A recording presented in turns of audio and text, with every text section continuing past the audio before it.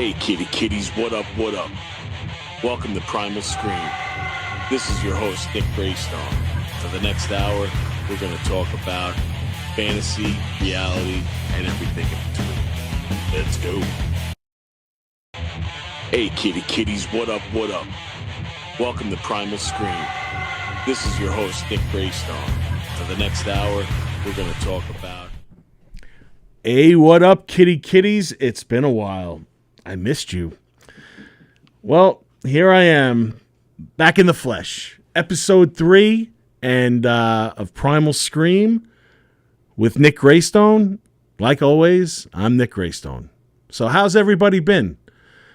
I got lots to talk about tonight. Just a lot of cool stuff, some sad stuff, and like always, entertaining stuff as well. So hope everyone is good. I'm hanging in there, but we'll get into that. Like I said, we have a lot to talk about. So like 2 weeks ago, me and Zoe had an awesome weekend together. We actually started out going to medieval times, and I haven't been there since like when I was a senior in high school. It was like our senior class trip or whatever, and it was a blast. We had such a fun time. We were in the section for the white and black night, and so Zoe loves tomato soup. She's like one of these kids, man. She's definitely my daughter. She doesn't she's not a picky eater or whatever. So they give you the appetizer of like tomato soup, right? So like she gobbles it down. Didn't matter if it like singed her like vocal cords. It was hot or whatever. She, drinks it and she looks at me. She's like, "Daddy, you think they got some more like tomato soup?" So I'm like, "Yeah, whatever. I'll ask the guy."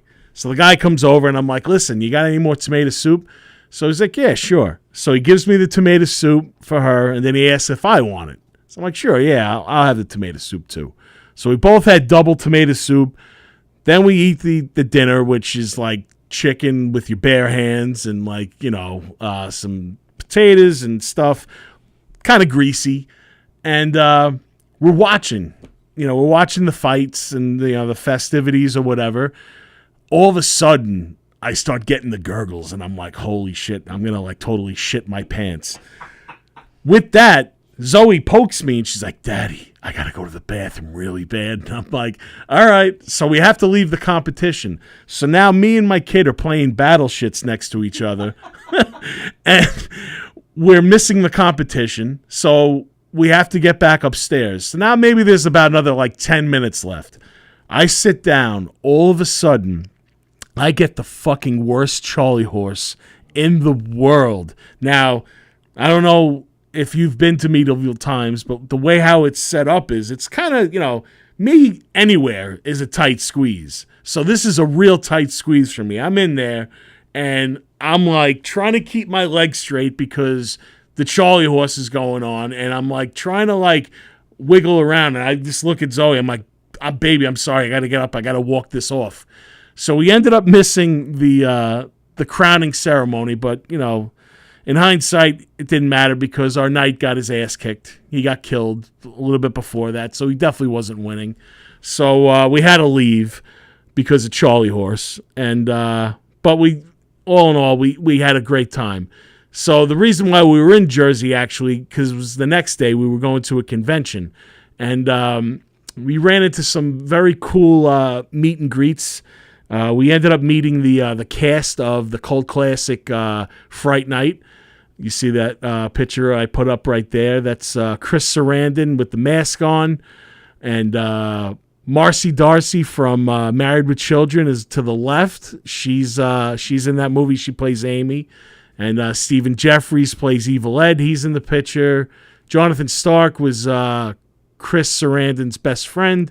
He plays in the movie, as well as Charlie Brewster, who's my God, I can't recall his name right now. I can't. Oh man, I'm going blank. It'll come back to me. Anyway, the woman that's standing next to him plays his mom.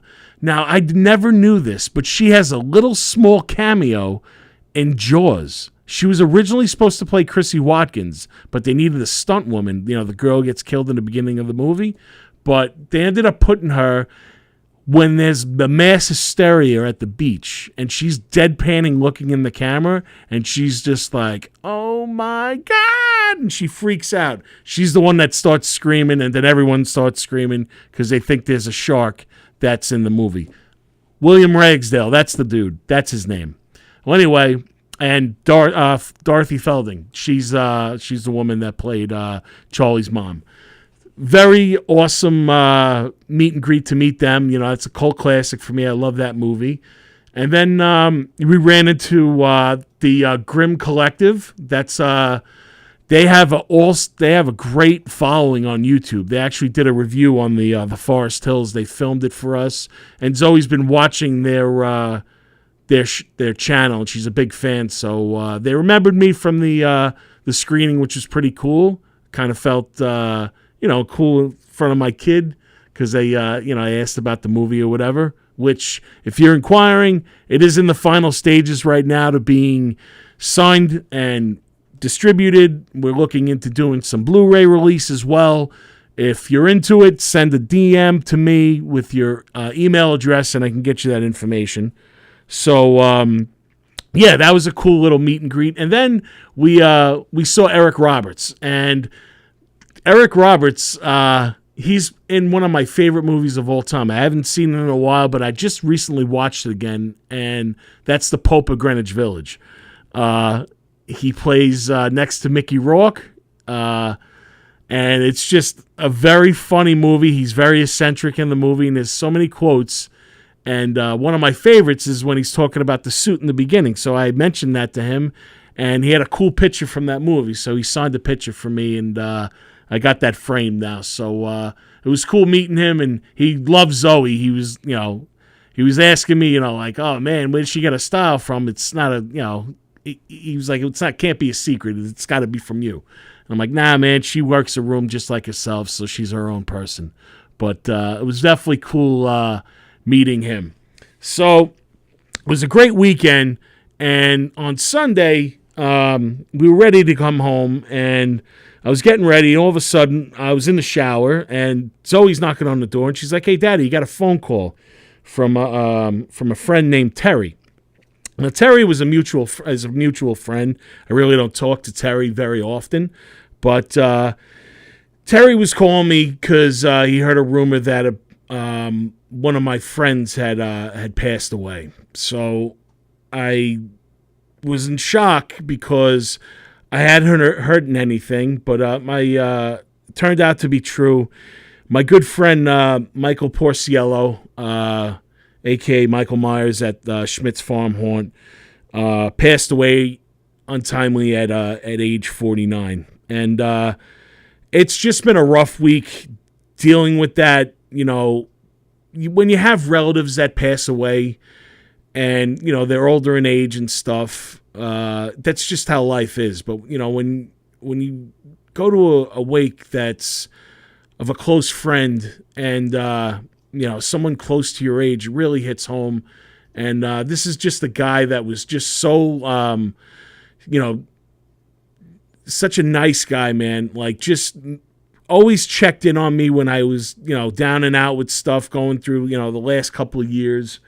And it was just a real shock to me to hear that he had passed away. I'm definitely going to miss him and his crazy antics that he would do. He would talk backwards, and we would talk about horror movies, and we just got each other, So, Mike, if you are listening, I know you're close by, bro. I miss you, man, and you're definitely one in a million, man. Like, there's never going to be anyone like you, brother. And I appreciate all the fun times that we had and everything, dude. So, yeah.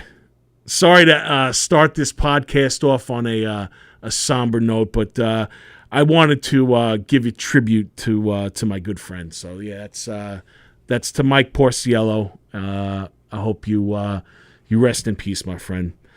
So from there, dude, the Reaper did not stop. Then I hear, which it didn't affect me obviously as much as my friend, but there was two wrestlers that I looked up to. Growing up to one, and then I really became attached to another one because he had a cool character. But yeah, Terry Funk passed away at age 79. I heard he was sick. It wasn't really much of a shock. But the next guy that passed away is Bray Wyatt.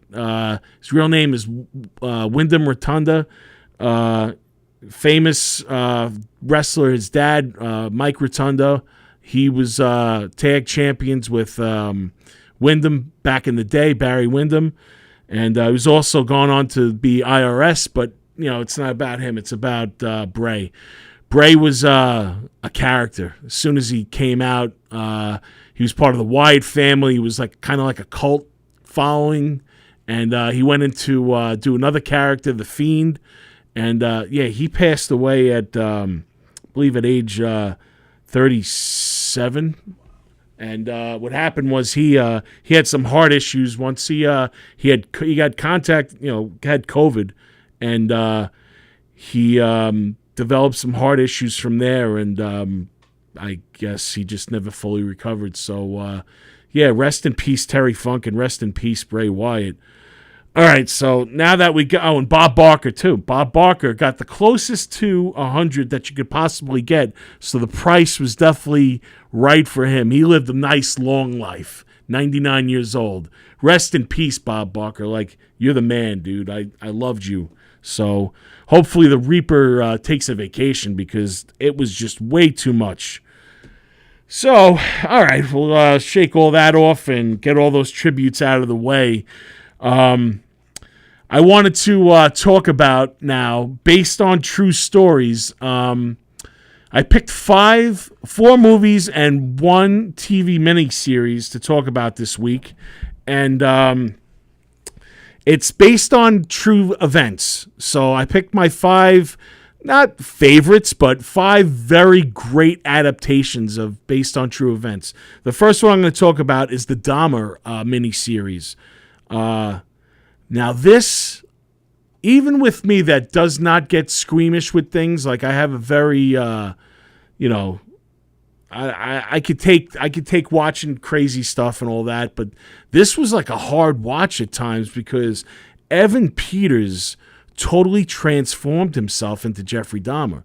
Now, you guys know that I'm into the true crime and stuff, and I know so much about this case that just watching him recreate all this, they really did a great job with this. It was a little Hollywoodized. They did alter some things, but it just made the storytelling a little bit better, I believe. Each episode totally leaves you gutted. There's a Tony episode in it about how Jeffrey Dahmer really became close to one of his victims before he ultimately decided to kill him, like the other 16 that he ended up tallying up. He ended up killing 17 men back in Milwaukee, and he also killed 16 in Milwaukee and one in Ohio. But just an unbelievable miniseries that's available on Netflix. So if you haven't watched it, I can't recommend it for everyone, but if you really want to find out a little bit about Jeffrey Dahmer and how this is a good introduction to that, then maybe you could go back and watch some of the live clips on YouTube and see how great that Evan Peters, he ended up winning awards for it, actually. I believe he's up for an Emmy right now, but I know he won the Golden Globe and some other awards. So moving right along, my next one is Goodfellas. Now, Goodfellas arguably is the greatest gangster movie of all time. I know, people throw their names in the ring, and obviously, Godfather is one of them. Goodfellas is the other one, and I guess the closest other to that is Scarface, which I've talked about last week, or the last time I was on. But this movie, prime De Niro, Pesci, Ray Liotta's role of a lifetime. Scorsese was robbed for not winning the Oscar for this movie. Like, fucking Dances with Wolves won. Like, Dancing with motherfucking wolves. Like, I understand it's a great story and everything, but come on, dude. I mean, this movie from start to finish is just phenomenal character actors. Has, like, it's all wrapped up in one movie. It's not like a saga like The Godfather. The soundtrack is unbelievable. Like, every time I think about Goodfellas, I think about two key parts in that movie. The first one being Robert De Niro when he's smoking the butt and Sunshine of Your Love is on by Cream, and he's, deciding whether or not he's going to kill Maury that night. And just the way that he's looking, and like you can see like he's in a conversation, but he's not paying attention. He's like looking off to the side. Dude, De Niro is just, he's swinging for the fences with his acting, and I don't even think that he's even like overacting. It's just perfect acting, And the other scene is the Copacabana walk-in. I had said that I met Lorraine Bracco a couple of weeks ago, and I actually asked her about that because, it's that Steadicam shot where they start from the outside of the club and they walk through the corridors and all through the, different entrances, and you're like, hey, I remember you, hey, you, what are you two up to? And like, he's giving the 50 to everybody, and then they ultimately end up in the club and they set the table up. She said that was done 17 times and 17 takes because something along the way would fuck up. Someone would say something or step the wrong way, and Scorsese, I don't know if he's so much of a perfectionist, but he just wants things done the way that he wants them done. Like she said one take was fucked up because she forgot to say her one line at the end, and it was like an awkward pose. So they're like, shit, we just filmed this thing for like 3.5 minutes and it was perfect, but you fucked up your line and we don't want to cut, and insert it because he wanted it done in one shot. So, that's just something like, but yeah, Goodfellas totally based on a true story about the Lufthansa heist back in the 70s. Keeping with the vibe in New York, I'm going to go into another great classic, Dog Day Afternoon from 1975. So this one was based on the 72 robbery and hostage situation led by John Witowitz, who was played by Al Pacino, and Salvatore Naturali, who was played by John Casale, at a Chase Bank in Brooklyn. So the motive was to help Wojcik pay for a secretly sexual reassignment for his lover, Leon, who was played by Chris Sarandon. So that really was a true story. Like you see that done, they talk about that in the movie. And just, the way that it panned out, Naturally was killed in the bank robbery, like towards the end. I don't know. They didn't get as far as to JFK. I believe they did everything right outside the bank. So they did like Hollywoodize that a little bit, but that's another like quotable movie. Like Charles Durning is brilliant as the detective in that movie. And, just you could feel like when you're watching it, it's a long, hot summer day. You could see them like sweating and everything. And like, it's just drawn out, and the lines that are coming out of Al Pacino, Attica, Attica, and like, kiss me. I like to get kissed when I'm getting fucked. When they're trying to give him a deal, and he knows that they're trying to lead him out. So just a little background on that story. So John, he was offered a deal for pleading guilty, which the court did not honor back in 1973. So he was sentenced to 20 years in Lewisburg Federal, which he only served 5. So he was paid $7,500 plus 1% of the film's net profits for the story rights. So this is before the Son of Sam laws, because criminals are not supposed to like make any bank off of their crimes if they make a true story about it. So I guess he was in the right time, because he only did 5 out of 20, which isn't bad. But this is where it kind of gets fucked up, because he really took the money and he paid for his lover to get sexually reassigned. So Leon ended up doing the surgery, and she ended up leaving him after she got the surgery done. She didn't wait for him or anything. So it's kind of sad, like this guy like dedicated his life to help his lover pay for, the reassignment, and then she ended up leaving him. That kind of sucks, and leaves like makes it even a little bit more of a tragedy. He was released from prison back in 1978, but he was arrested again and served 2 more sentences for parole violations in 1984 and from 1986 to 1987. Leon, who ended up turning into his female name was Eden. She married someone else, and she ended up dying of AIDS on September 29th, 1987. And John Wodick died of cancer January 2nd, 2006, while living with his mom at age 60. So that was just a weird tale. The next movie that I'm going to talk about right now is Air. It's actually one of the newer ones out of the movies, but this is about the story of how Nike ended up signing Michael Jordan to a shoe deal, and it's really brilliantly done. The movie's directed by Ben Affleck, and Matt Damon. He has an amazing role in it.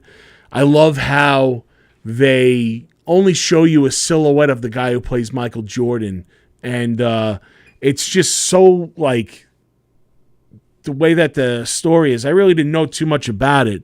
But it's basically all the shoe companies trying to fight for Michael's affection. Like, they want to sign him because he's going to be the next big thing. So they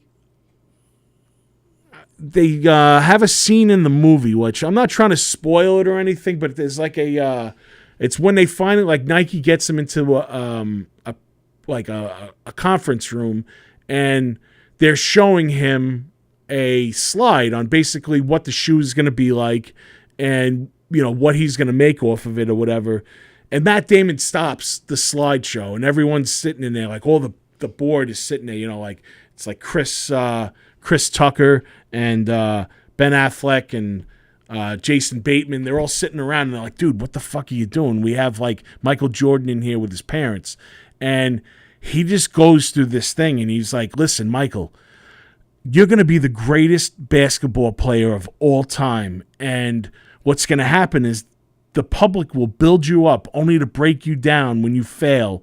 And then you're going to rise up again." And when he's doing this long speech, they're taking real life scenarios that happened to Jordan throughout his life when he became a basketball player, and they're like putting those real images in when he's doing it. And it's just a moving scene, because you're like, wow, man, like, did this really happen, or did they Hollywoodize this? But regardless of the case, it's such a moving scene that come ceremony time and like nomination time this year, I feel that Air is going to get nominated for stuff, because it was just so well done. Which brings me to my side note. I hate when anyone is compared to Jordan that's a basketball player, because, come on, there's only one. Like, I understand, LeBron and, Kobe Bryant. They were, Kobe's a fantastic basketball player. LeBron is too, dude. But come on, Jordan is the greatest of all time. If you put stat for stat or whatever, like, anytime that guy ever stepped onto the court, his team was winning. And when he came back, they built it back up. Like, there's only one Jordan, so you can't compare. It's just, let's leave it at that. So, the last movie that I was going to discuss is The Social Network. Now, The Social Network is about Facebook. And when I first saw this movie, I wasn't really too excited to see about it, because I'm like, it's going to be a movie about Facebook. How interesting could it be? But was I wrong? David Fincher and Aaron Sorkin was a great team of directing and screenplay. Trent Reznor of Nine Inch Nails and Atticus Finch have a score that drives this movie, which just make it that much more entertaining. And it just shows you like the greed that was behind it all. And I don't know, this is just like a personal thing. I feel like Facebook is such a great tool to use to communicate and connect, but man, it just made social interaction so much more awkward, and it just makes people more fake. You know, like I like social media because, you know, I put my stuff out there. I like communicating with people that I haven't met before, maybe meeting new friends and stuff. And, you know, great for promotion for my band. And likewise with my friends' bands, you get to see much more. But also, you know too much about people. Like, I could easily run into a friend that I haven't seen from high school in 25 years in the flesh, but I know everything that they're doing. So, like, it's like, hey, what you been up to? Like, I kind of fucking know already because, like, you know, I've seen you post it on your thing, you know. Some people don't post as much. I admit, I'm a Facebook whore. I post everything, you know. I don't know. I like putting it up there, but it definitely changed the way everything is. And I don't know if it's a good or bad thing, but it is what it is. So that is my review on those movies and stuff. If you have to check them out, please do so. I give all those, every single one of them, 5 stars. You know, they 5-star rating for me for that. Now, I do have one other movie review that's going to be brief, and I'm only giving this 1 star, and it's The Meg 2. I watched this the other night. I fucking hate myself that I paid $25 to pay for this piece of shit. It's directed by Ben Wheatley, and it's starring Jason Statham.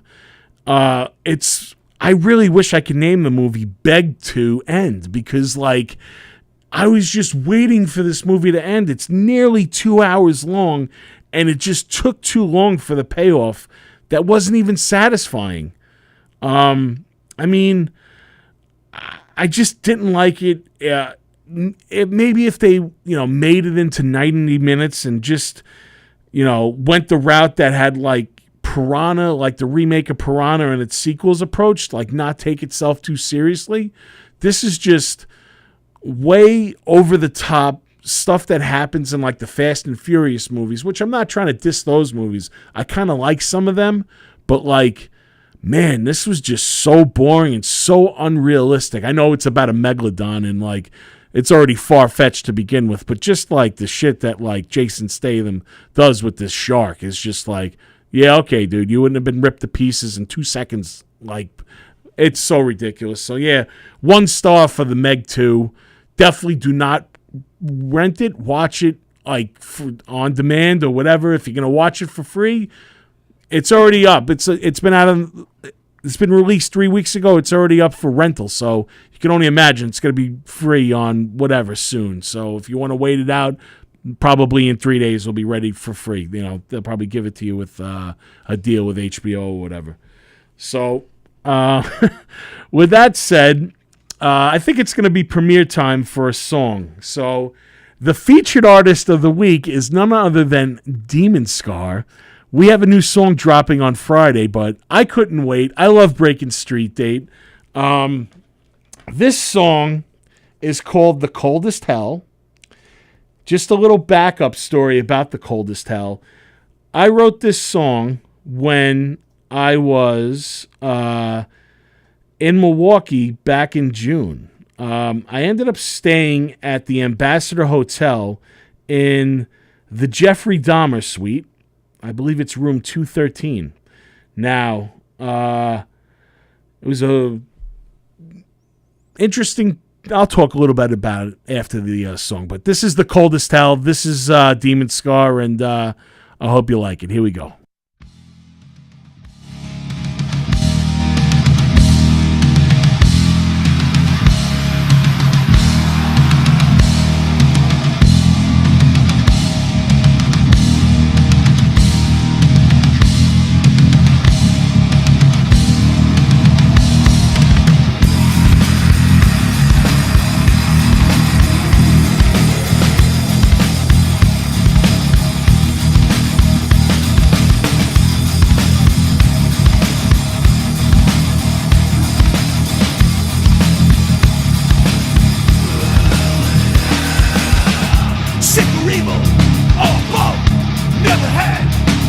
control.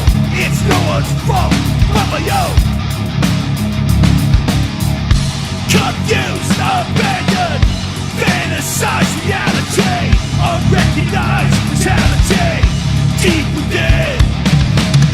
Judgment's dawning, I won't let them in. Our time is over, now our time begins. I want to stay along with me. The world is knocking up below the street. In plain sight, the number rises, cold as hell. The air consumes, the smell of death, and no one listens. No one cares, hands clean, blind ignorance. Then one got away. Judgment's dawning, I won't let them in. Our time is over, now my time begins. Judgment's dawning, I won't let them in. Our time is over, now my time begins.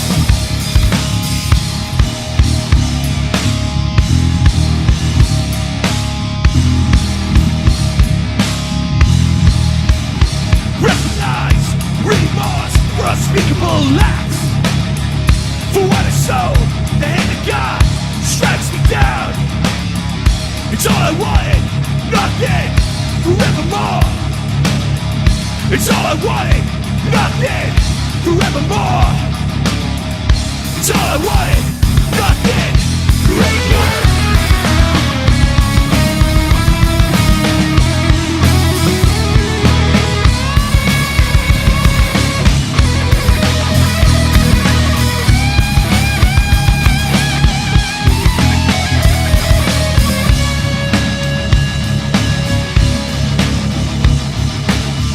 It's all I wanted, nothing, forevermore. Judgment's dawning, I won't let them in. Our time is over, now my time begins. Judgment's dawning, I won't let them in. Our time is over, now my time begins. Judgment's dawning, I won't let them in. Our time is over, now my time begins. Shut down by the hands of God, our time is now, our time is now. Shut down by the hands of God, our time is now, our time is now. Shut down by the hands of God, our time is now, our time is now.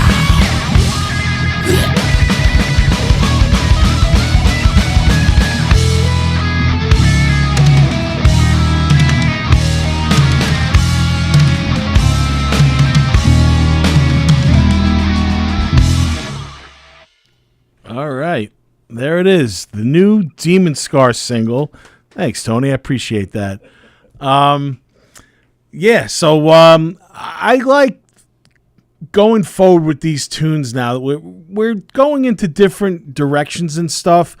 We're using like more Jared on his vocals. You know, Jared, our drummer, phenomenal job he does on this with the drumming, and it's awesome now because now we're going back and forth, kind of like me and Craig were doing the dual attack. Now it's like a triple attack with like vocals and stuff. And, you know, Jared did a great job with Hands of Kings with the lead vocal on that. And like, you know, just going forward, we have some other stuff that he's going to do and showcase his talents with his vocals. And I feel like this is another example of that. So yeah, The Coldest Hell is going to be out this Friday. And like I said, this was inspired by me staying in the room 213. That's the Jeffrey Dahmer suite at the Ambassador Hotel. I stayed there when we played Milwaukee Metal Fest. I can't say that I felt any uneasy in there. I was kind of drunk when I went back. I only stayed there one night. Maybe I would have been there a couple of days. Maybe I would have felt something. But no, it was just a cool experience to stay there. I can't believe that I was able to get the room. Like I called up actually on the plane. like, which you're not supposed to be using the phone call, but I called up and I was like, do you have room 213 available? And they're like, let me see. Yeah, we do. So I'm like, whoa. I'm like, really? No one like booked the room? So I had to book it. I had to see. And I got inspired to write those lyrics.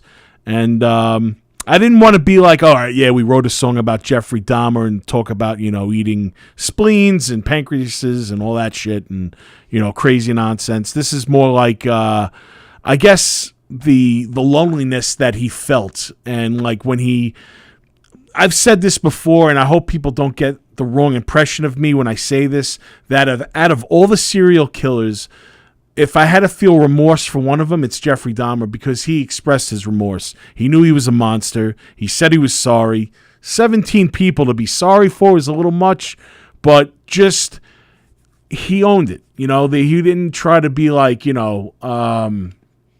the role. He didn't want to be like, yeah, I'm an evil man. Like I'm not going to try to assist. He helped them, uncover all the bodies and stuff and try to bring closure to the family.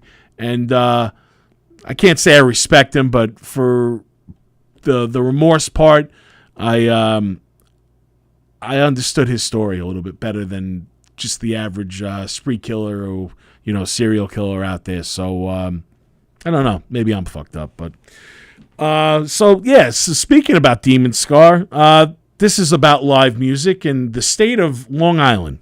So the other night, I'm sitting home, and now this is not a diss because one of my friends is actually in one of these bands that I'm going to be talking about.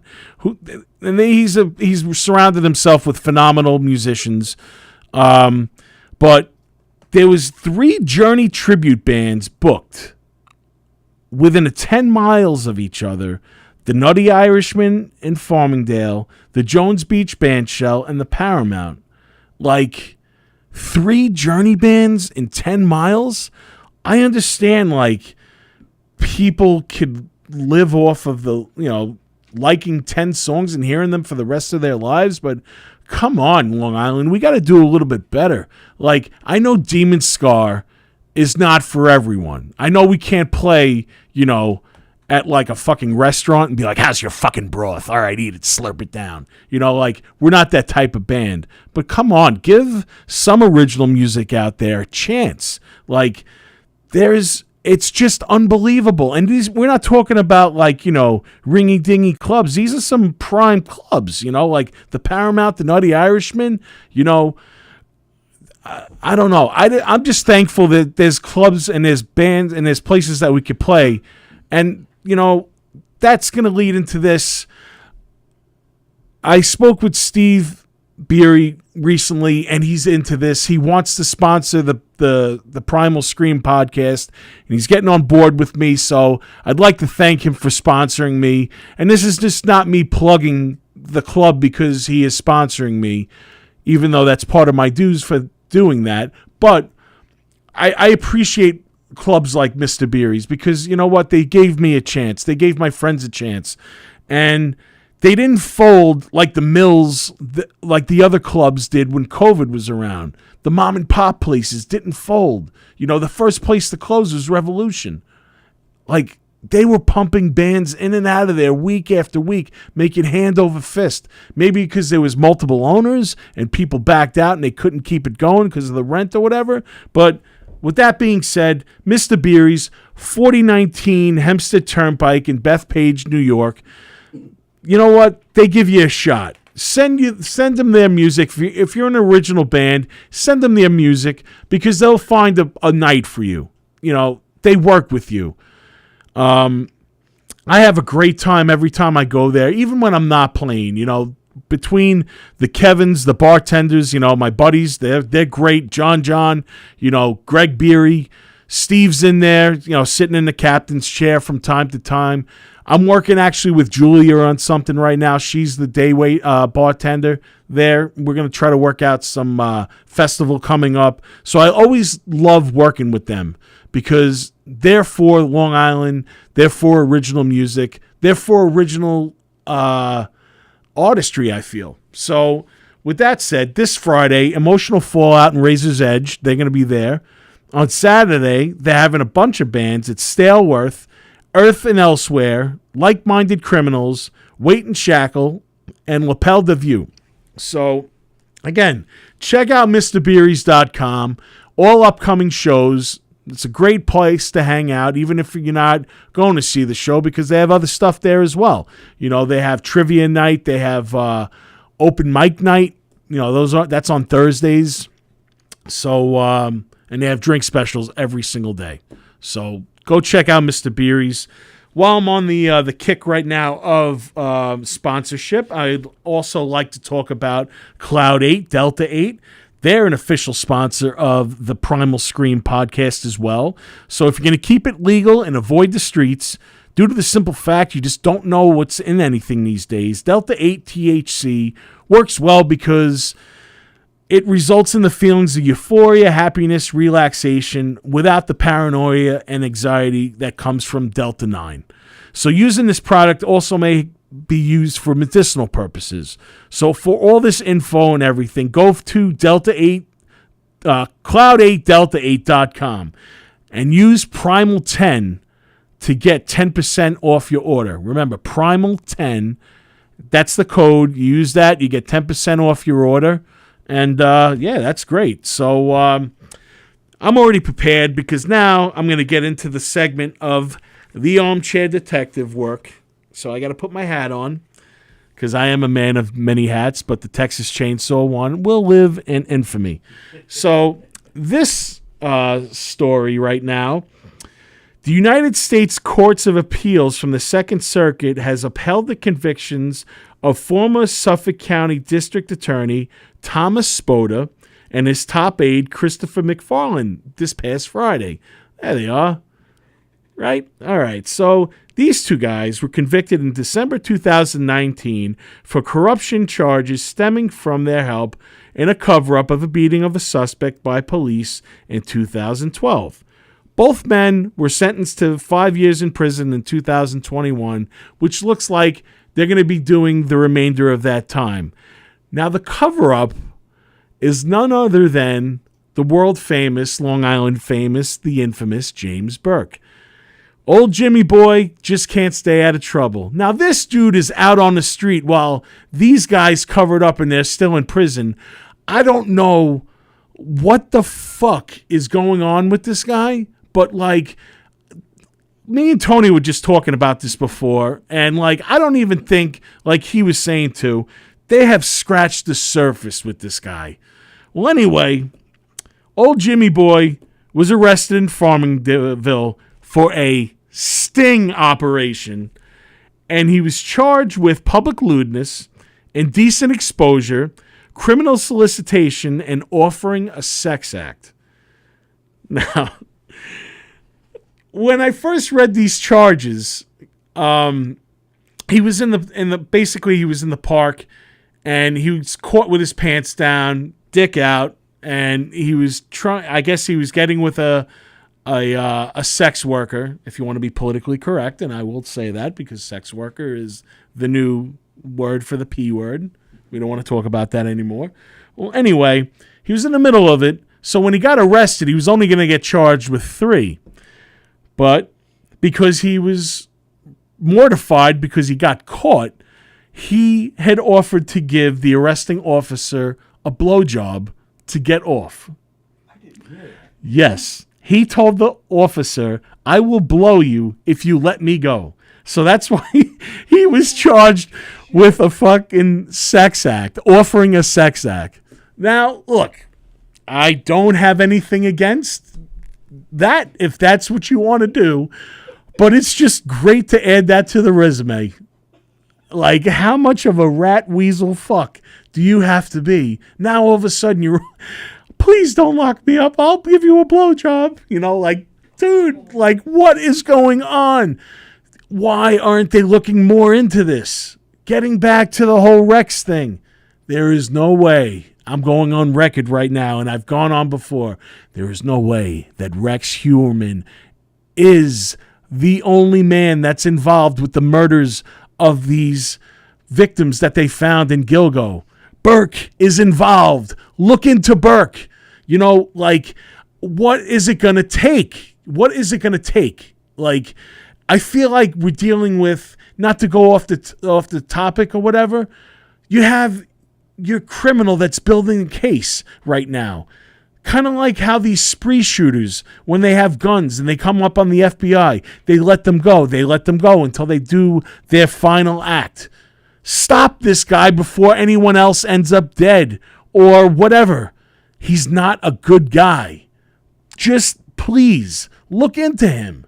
Like, I don't know what it's going to take, but unbelievable. He's back in. It's just like when OJ got away with murder, because I believe he did kill Nicole Brown Simpson and Ronald Goldman. He couldn't stay out of trouble. And he ended up doing 7 years or 8 years in prison. Granted, it wasn't killing somebody, but he went back and he drew guns and he stole back his Heisman because they were selling it, which he lost anyway because it was in a civil case. So whoever got that Heisman, I believe it was the Goldman family, ended up selling it to somebody, and now someone else was selling it, but he wanted his shit back. So thinking that he's above the law and with his narcissistic ways, he ended up going into a hotel in Vegas and he got busted. And I feel like the judge, when they sentenced him, were making him pay for his sins that he did not get busted for back in the day. I feel like Burke is going to do that. Burke is going to continue to just rub himself in the face of all of us and get away with everything that he possibly can until the point where he can't, when he goes over the line. Don't let him go over the line. You already got him. Look more into him.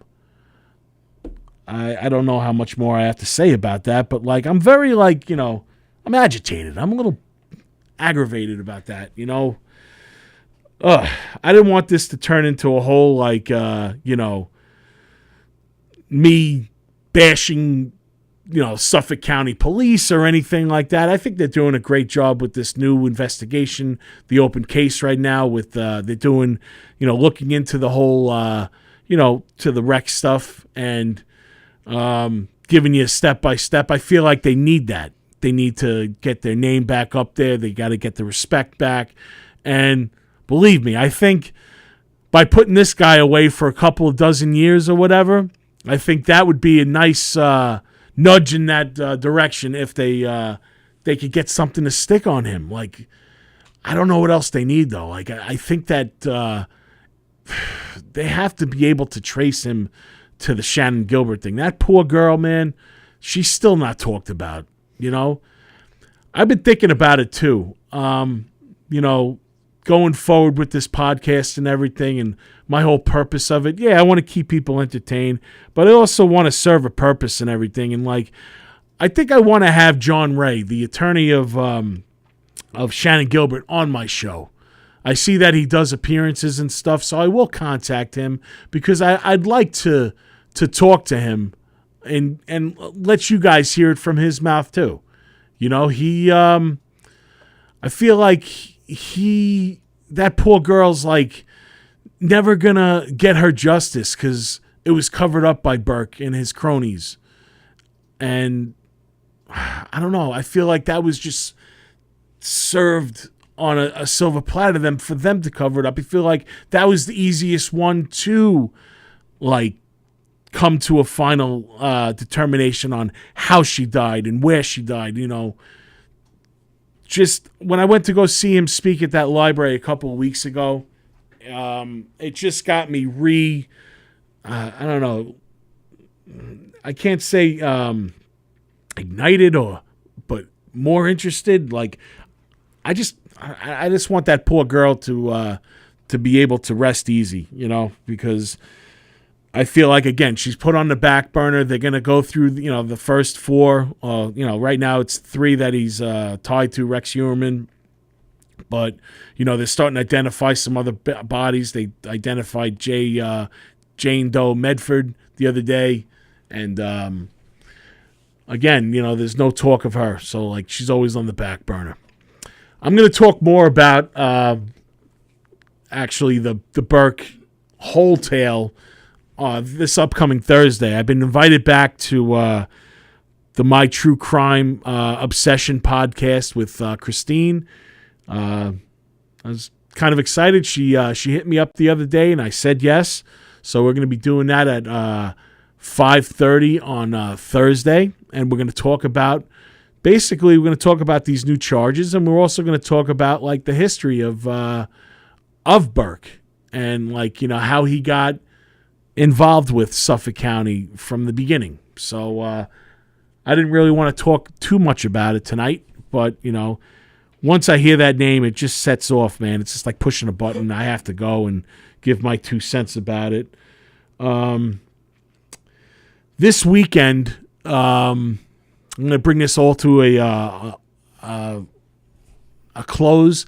This weekend is the final audition for the Schmitz Farm. That's where I limelight as the butcher. They're holding auditions on Sunday at 1 p.m.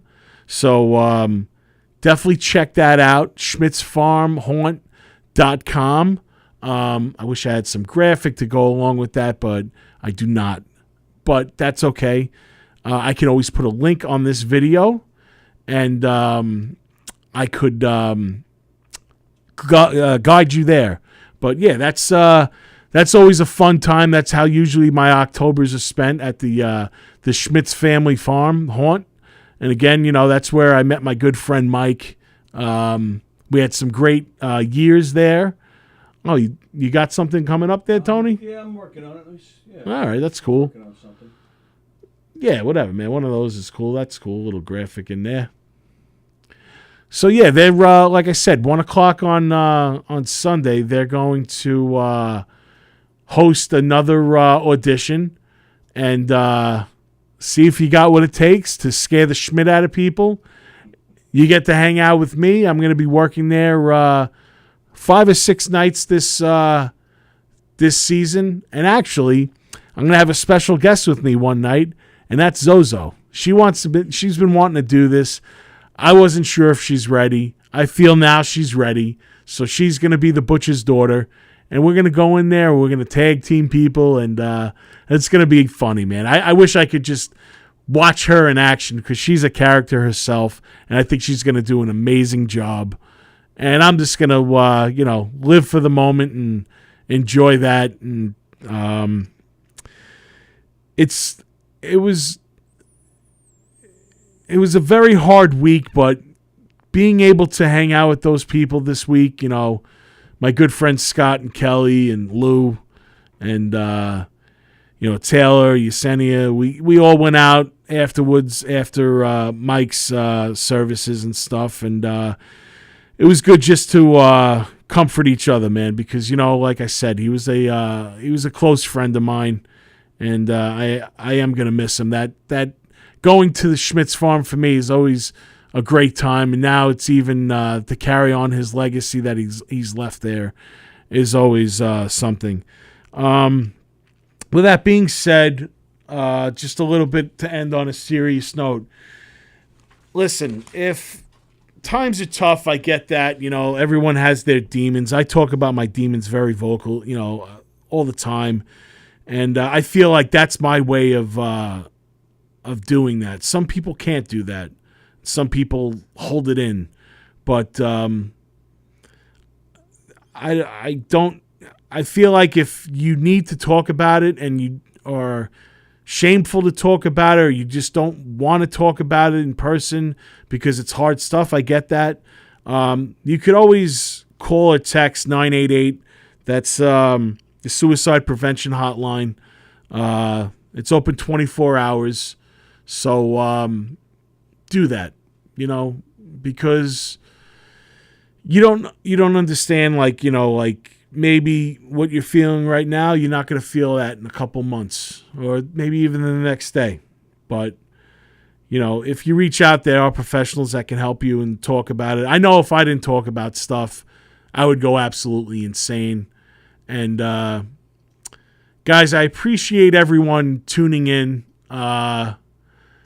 I love doing this show. It's so great, and I'm looking forward to doing more.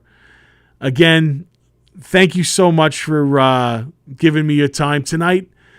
This is Primal Scream with Nick Graystone, and the Nizza is out. Thank you for listening to Primal Scream. I'm Nick Graystone, aka The Nizza. Each week, Primal Scream is produced by Tony Walker and executive produced by Demon Scar.